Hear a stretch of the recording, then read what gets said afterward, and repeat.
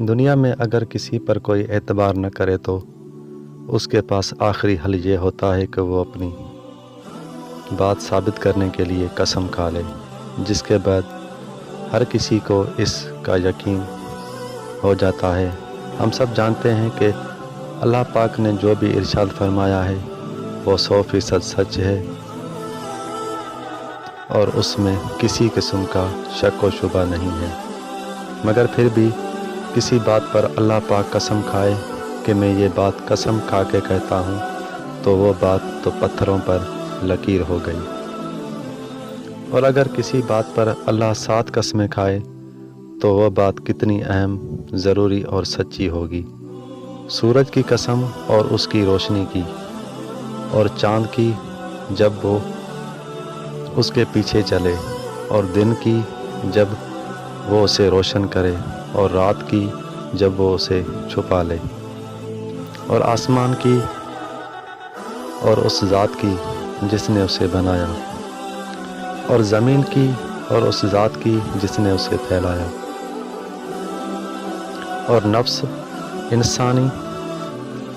کی اور اس کی جس نے اسے درست کر کے بنایا، پھر اس کو بدکاری سے بچنے اور پرہیزگاری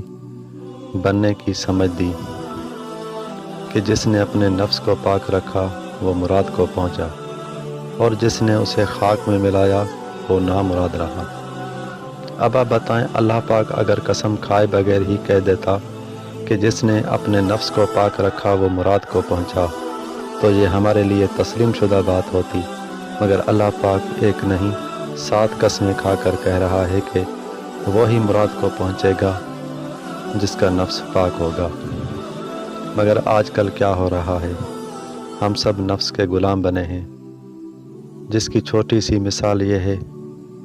کہ اذان ہو رہی ہوتی ہے اور ہم فیس بک پر چیٹ کر رہے ہوتے ہیں۔ دماغ میں آتا بھی ہے کہ نماز پڑھ لیں، مگر نفس کی غلامی ہم کو اٹھنے نہیں دیتی، جبکہ اللہ پاک فرماتے ہیں کہ میں نے نفس انسانی کو درست بنایا اور پھر اس کو بدکاری سے بچنے اور پرہیزگار بننے کی سمجھ دی، تو پھر ایسا کیا کر لیا ہم نے کہ ہمارے نفس ہمارے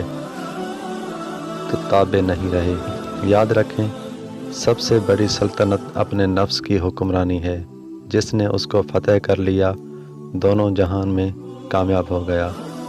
ابھی بھی وقت ہے، مراد پانے ہے تو نفس کو فتح کر لیں۔